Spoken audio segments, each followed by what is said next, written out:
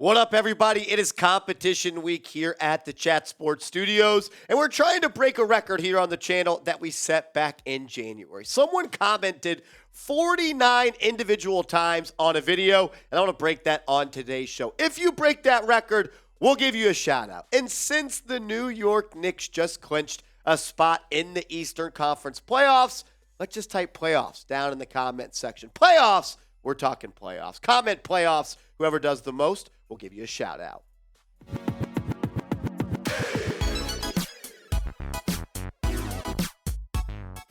Welcome into New York Knicks Now by Chat Sports. I'm your host, Marshall Green. Give me a follow over on Twitter at _. I'm tweeting about the Knicks all day, every day over there. And I want to chop it up with some of you guys over on Twitter. So give me a follow at _. We'll run through the highlights and all the stats of last night's win over the Washington Wizards coming up in a second. But first, we're going to start with the news of the day. Ian Begley is reporting that the New York Knicks playoff rotation is not set. The Knicks, they have 3 games left in the regular season, and there's still an evaluation process going on as to who the Knicks might use once the playoff comes. I expect the Knicks to cut down maybe their playoff rotation from a regular season rotation of 9 to 10 players to maybe 8 or maybe 9 players. That's what Ian Begley had to say about the news. He said, one interesting note about this final stretch in the regular season, before the Randle injury, the playoff rotation wasn't set in stone in the eyes of the Knicks coaching staff. Prior to the Randle injury, the staff was still evaluating players, both in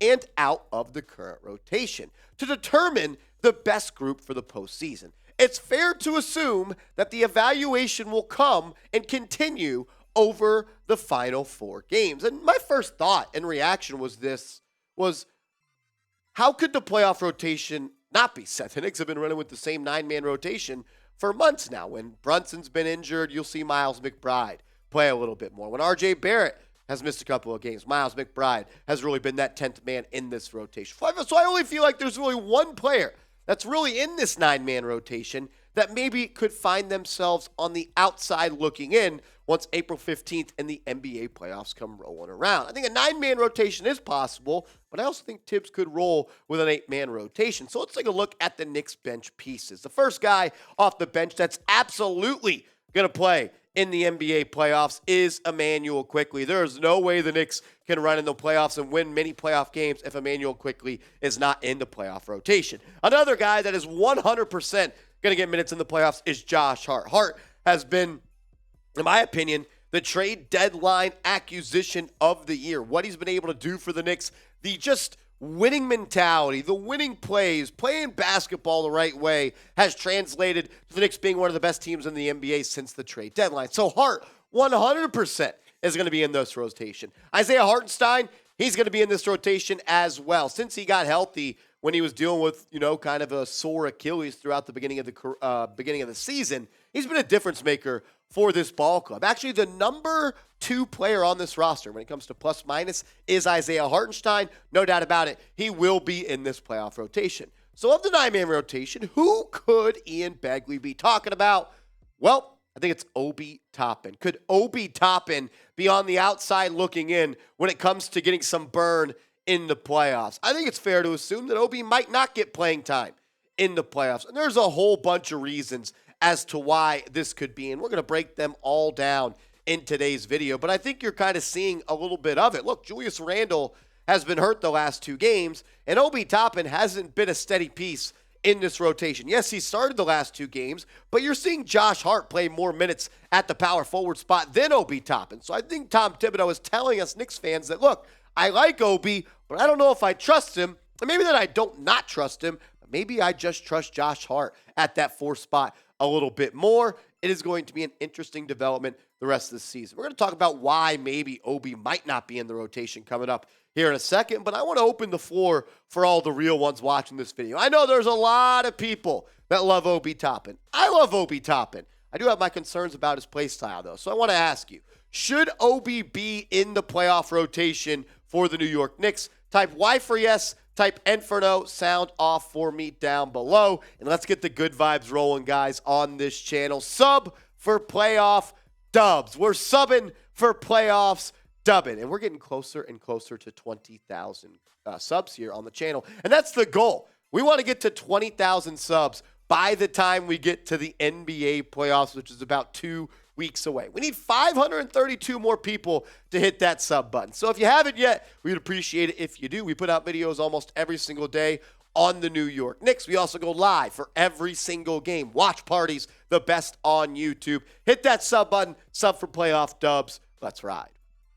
Coming up here in a second, we'll break down in extensive lengths about why Obi Toppin might not be in the playoff rotation. Does Tom Thibodeau trust him? Does he do the little things? What does his plus minus look like? What are his stats looking like? Does he fit what the Knicks need in a power forward coming off the bench? We'll talk about that. But first, I got to give a huge shout out to today's sponsor, and that is Fume. Go to tryfume.com/chatsports and use code chatsports to get 10% off the Journey Pack today. That link is in the comments and description of today's show. Our sponsor, Fume, is on a mission to accelerate humanity's breakup from the bad habits that consume far too many of us. Fume is a natural diffusive device that uses plants and behavioral science to help you trade out your negative habit for a positive one.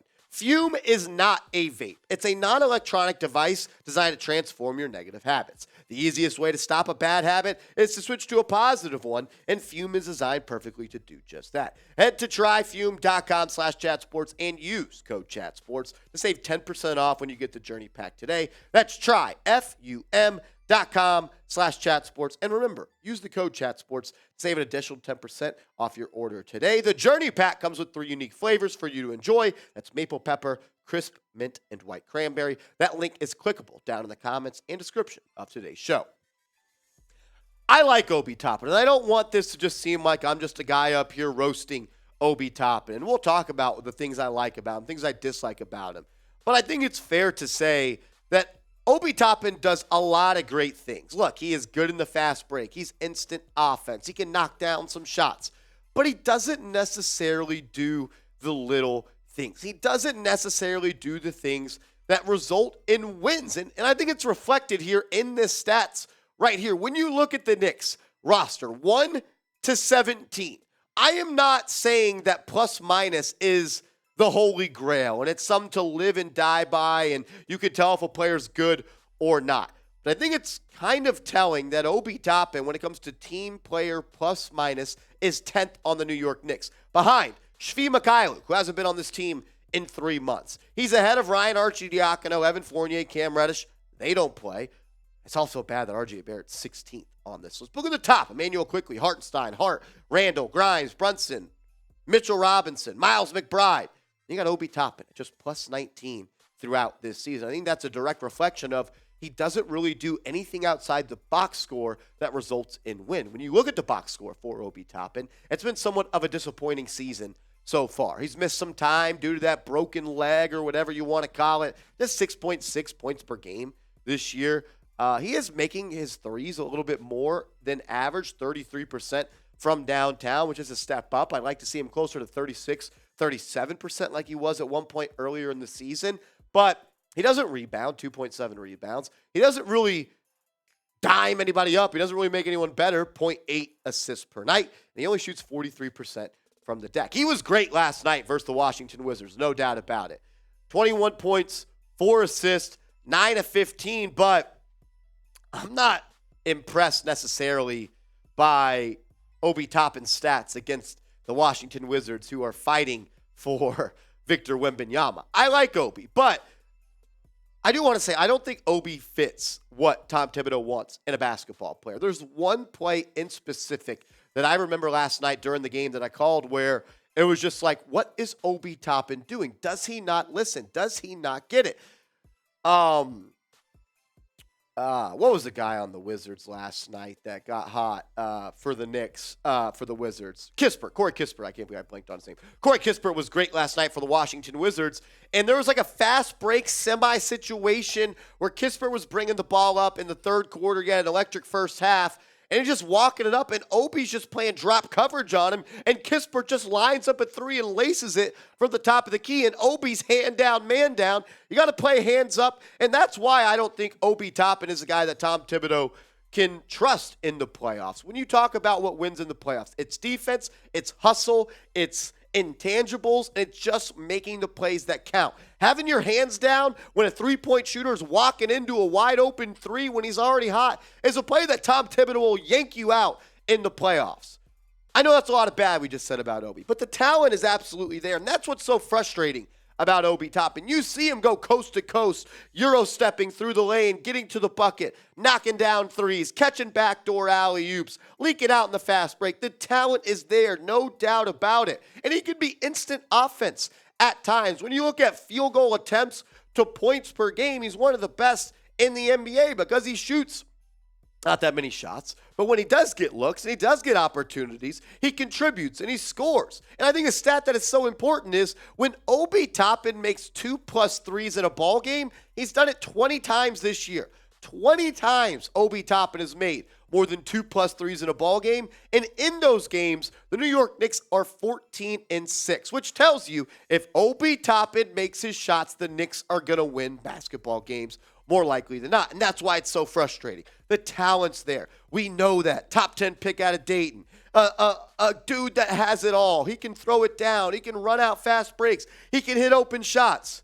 Does he play defense? Does he know the nuances of this defensive strategy that Tom Thibodeau wants? Is he a guy you can rely on? Is he going to get on the boards? Is he going to box out? Is he going to come off the weak side and block somebody's shot?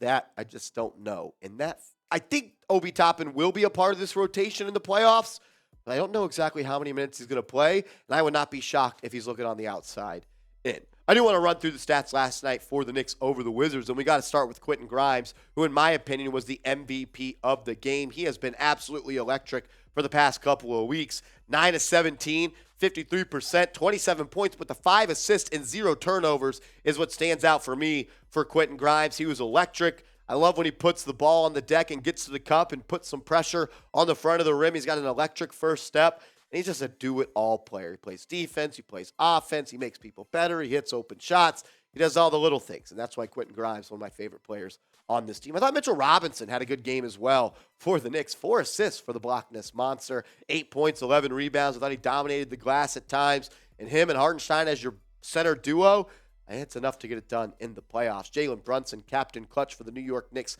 had another great game, 27 points, 8 assists, 5 turnovers, a couple too many, no doubt about it, but some of those were freak turnovers. I don't worry about Jalen Brunson taking care of the basketball. I mean, look at what the Dallas Mavericks are without him. They're tanking right now, and they're one of the worst teams in the NBA. It's because number 11 is no longer a part of the Dallas Mavericks, and he's a Knick, and I'm damn happy he is. In my opinion, he's not going to win MVP, probably isn't the MVP, but if you're talking about truly most valuable player, he's got to be in that conversation because, look, you take him off the Mavericks, they're a team that went from the Western Conference Finals to a team that's going to have a top 10 pick, and you look at the Knicks with him, they went from a lottery team to a team that maybe could win a playoff series. Emmanuel quickly had another good game off the bench, 22, 6, and 5, 1 turnover, liked the way he took care of the basketball, 44% from the deck. Quickly is a great player. He continues to really just play better than a lot of people thought he could or ever would be. Shout out to CBS Sports for giving him a D+ draft grade. Quickly, he's great, and I'm glad he's a Knick. Josh Hart didn't shoot the ball all that well for really the first, I bet this is the first time in his career for the Knicks he shot less than 30% from a game, but he found ways to affect the game on the defensive end. 3 assists, 6 rebounds.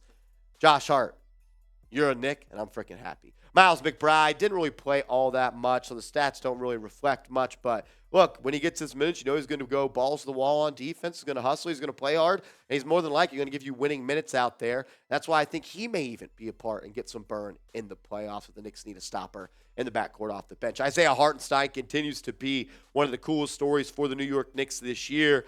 I was upset with the way he was playing at the beginning of the year. Reportedly, he came out and said he was hurt. He's not playing like he's hurt anymore, and he's playing like a stud. And I wish we would have signed him to a deal that was more than 2 years.